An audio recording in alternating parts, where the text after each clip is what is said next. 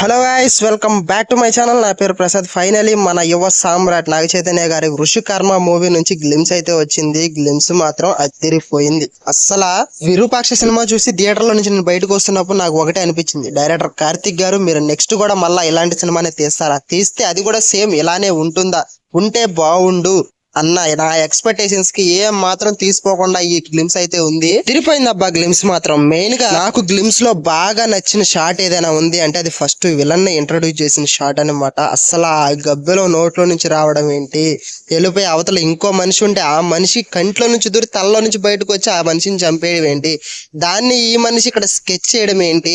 అస్సలు నిజంగా ఈ షాట్ చూసిన తర్వాత ఇది అసలు తెలుగు సినిమానేనా అనిపించింది నాకు.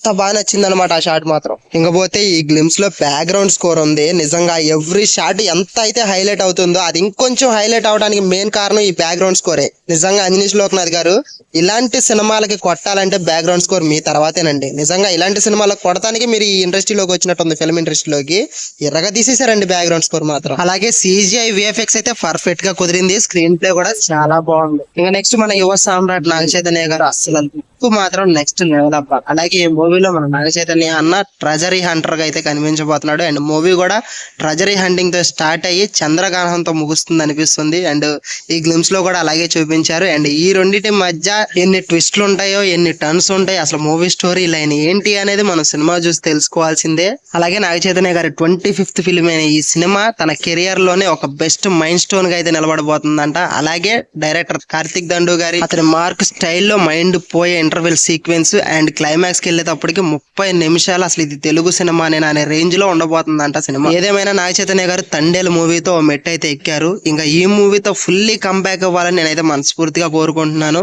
అలాగే మనం ఇప్పుడు ఈ గ్లిమ్స్ లో చూసింది జస్ట్ 10% అని చెప్పి నాగ చైతన్య గారు చెప్పారు. మరి మూవీలో ఇంకెంత దాచారో, ఇంకెంత చూపించబోతున్నారో కార్తిక్ గారు, లిటరల్లీ నేనైతే సినిమా కోసం పెచ్చగా వెయిట్ చేస్తున్నాను. అలాగే మూవీలో చాలా పెద్ద కాస్టింగ్ ఉన్నట్టుంది. ఆల్రెడీ మీనాక్షి చౌదరి గారు అండ్ జయరామ్ గారు అండ్ రాజేసాబ్ మా అమ్మ గారు అండ్ హాయ్ నాన్న సినిమాలో పాప ఉంటుంది కదా, ఆ పాపను కూడా ఇక్కడ మీనాక్షి చౌదరి పట్టుకుంది చూడండి. అండ్ సత్య కనిపించాడు అండ్ బ్రహ్మాజీ గారు కనిపించారు. ఇంకా ఎంత మంచి కాస్ట్ ఉందో మూవీలో. అండ్ వీళ్ళకి కూడా మంచి ఇంపార్టెంట్ రోలే ఉన్నట్టుంది మూవీలో. అండ్ ఫైనల్లీ గ్లిమ్స్ మీరు చూసారా లేదా, ఒకవేళ చూడకపోయి ఉంటే ఒకసారి చూసేయండి. ఒకవేళ చూసుంటే మీకు ఎలా అనిపించిందో కామెంట్ చేయడం మాత్రం మర్చిపోవద్దు. నాకు మాత్రం గ్లిమ్స్ చాలా బాగా నచ్చింది.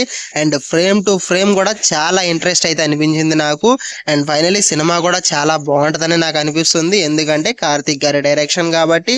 అండ్ నాగ చైతన్య గారు లుక్స్ కూడా చాలా బాగున్నాయి, చెప్పాను కదా, భలే సెట్ అయ్యారు నాగ చైతన్య గారు. అండ్ ఫైనల్ ఈ వీడియో మీకు ఎలా అనిపించిందో మర్చిపోకుండా కామెంట్ అయితే చేయండి. అలాగే వీడియో నచ్చితే లైక్ చేయండి అండ్ సబ్స్క్రైబ్ చేసుకోండి. నెక్స్ట్ వీడియోలో కలుద్దాం. By by, signing off.